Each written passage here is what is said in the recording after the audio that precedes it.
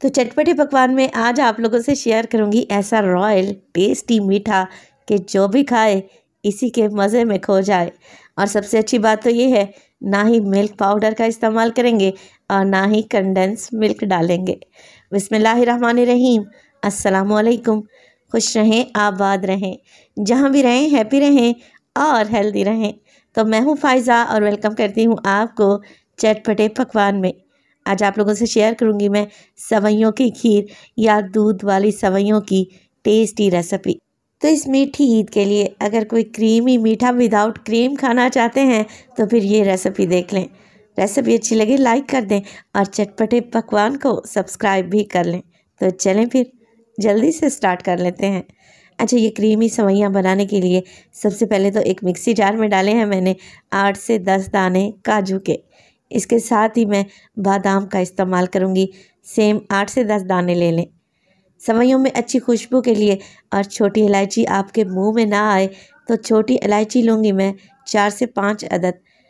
इसे भी mixie jar में डाल दें और सारी चीज़ों का आप लोगों ने फाइन सा पाउडर बनाकर तैयार कर लेना है। तो ये पाउडर हमारे पास बनकर तैयार है। बेहद खुशबूदार और क्रीमी टेक्सचर वाली सेवइयाँ तैयार होंगी इंशाअल्लाह ताला। अब इसे तो रख दें एक साइड पर, चलते हैं सेवइयों की तरफ। तो इस रेसिपी में मैं कौन सी सेवइयाँ इस्तेमाल कर रही हूँ। अच्छा, मैंने ली हैं सफ़ेद वाली सेवइयाँ, मैदे की सेवइयाँ भी इसे कहा जाता है, और ये थोड़ी मोटे वाली हैं। आप लोग इसकी जगह पर बारीक वाली सेवइयाँ भी ले सकते हैं, मगर जो सेवइयों की खीर मैं बनाने जा रही हूँ वो इन मैदे वाली सेवइयों से बड़ी ही टेस्टी और क्रीमी बनेगी इंशाअल्लाह ताला।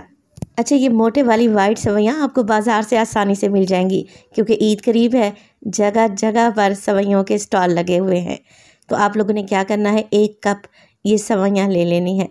अब हमने सेवइयों को फ्राई करना है, तो फ्राई करने के लिए मैं देसी घी का इस्तेमाल करूँगी। ऑयल का इस रेसिपी में कोई काम नहीं है, आप लोग डालडा भी ले सकते हैं। सिर्फ़ और सिर्फ 2 टेबल स्पून। अच्छा, घी डालें, मेल्ट करें और इसमें डाल दें 1 कप सेवइयाँ 1 लीटर दूध के हिसाब से। अब सेवइयों को हमने फ्राई करना है। हम ख़वातीन क्या करती हैं कि सेवइयाँ डालकर भूल ही जाती हैं।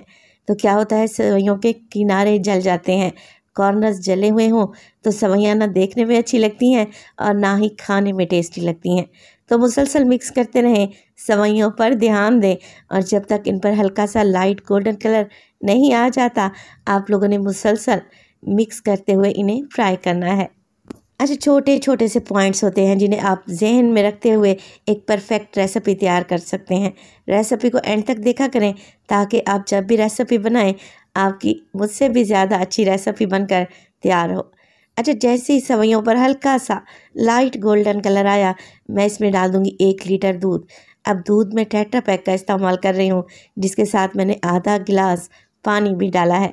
अगर आप घर वाला दूध इस्तेमाल कर रहे हैं ना, गाय वाला, तो वो पतला होता है, उसमें पानी ऐड करने की भी आपको ज़रूरत नहीं है। मिक्स कर लेते हैं और जो अभी हमने काजू और बादाम और इसके अलावा छोटी इलायची का पाउडर बनाकर रखा हुआ था वो आप इसी स्टेज पर डाल दें। फ्लेम को मीडियम टू लो रखें और मिक्स करते हुए सेवइयों में 1 से 2 बॉयल आने दें। तो काजू और बादाम का पाउडर डालने से सेवइयाँ बड़ी ही थिक क्रीमी बनकर तैयार होंगी, जिसके लिए ना ही हमें कंडेंस मिल्क डालना पड़ेगा, ना ही मिल्क पाउडर डालना पड़ेगा और ना ही इसमें शामिल करेंगे खोया। तो देखें, मिक्स करते हुए दूध में 1 बॉयल आ चुका है। आप इस तरीके से सेवइयाँ बना कर देखें, यकीन करें खाकर मज़ा आ जाएगा। अब 1 लीटर दूध के हिसाब से मैंने आधा कप चीनी डाल दी है, जो तकरीबन 6 टेबल स्पून के करीब है। आप अपनी पसंद के हिसाब से मीठा कम या फिर ज़्यादा कर सकते हैं। मिक्स करते हुए मज़ीद पकाएंगे सेवइयों को 4 से 5 मिनट के लिए।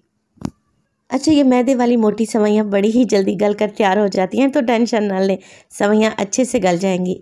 तकरीबन 4 से 5 मिनट के लिए बॉयल आने दें और इसी स्टेज पर मैं इसमें डाल दूँगी, मेरे पास है ज़ाफ़रान के कुछ धागे, अच्छे कलर के लिए और अच्छी खुशबू के लिए, मगर ये ऑप्शनल हैं, आपके पास हैं तो लाजमी डालें।